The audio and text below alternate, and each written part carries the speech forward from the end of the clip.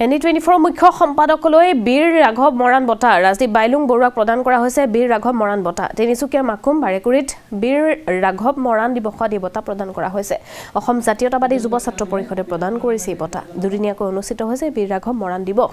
যোগখোলা খেলপথাৰত অনুষ্ঠিত হৈছে 290 সংখ্যক জন্মজয়ন্তীত বীৰ ৰাঘৱ মৰাণক স্মৰণ কৰা হৈছে এই দুটা দিনৰ কাৰ্যসূচীত বহু সংখ্যক লোকে কৰিছে অংশগ্ৰহণ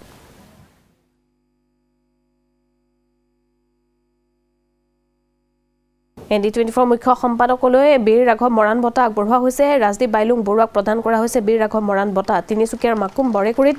বীৰ ৰাঘৱ মৰাণ দিৱসত এই বঁটা প্ৰদান কৰা হৈছে অসম জাতীয়তাবাদী যুৱ ছাত্ৰ পৰিষদে প্ৰদান কৰিছে এই বঁটা দুদিনীয়াকৈ অনুষ্ঠিত হৈছে বীৰ ৰাঘৱ মৰাণ দিৱস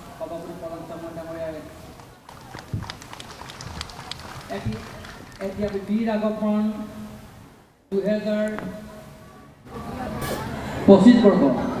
এটি বঁটা আমি প্ৰদান কৰিব বিচাৰিছোঁ সকলোৱে দুয়ে হাত ছবি বজাই দিয়ক ND24 মুখ্য সম্পাদক কিন্তু ৰাজদীপ বাইলুং বৰুৱাক বঁটা আমি প্ৰদান কৰিছোঁ আৰু এখন দা আমি দিব খুজিছোঁ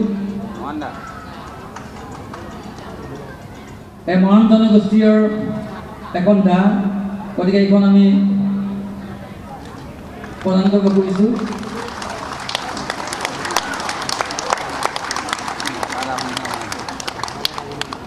তাৰপিছত আমি এখন সম্বৰ্ধনা পত্ৰ আৰু এটি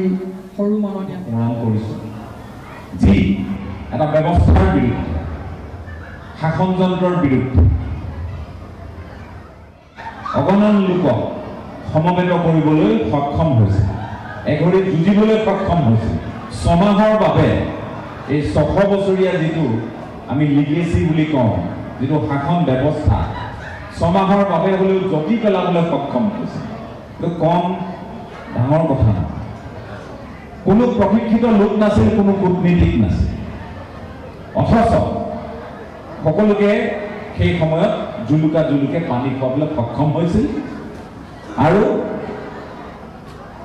তেনেই সাধাৰণ যেন লগা অথচ ৰজাঘৰৰ বেত্ৰাঘাত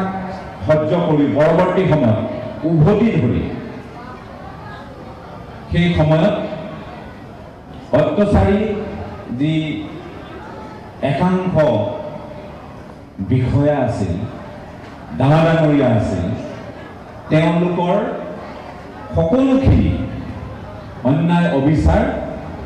মোহাৰি পেলাবলৈ এক প্ৰকাৰ সক্ষম হৈছিল আৰু যাৰ বাবে আজিও আমি বীৰ ৰাঘৱ মৰাণক আমি স্মৰণ কৰোঁ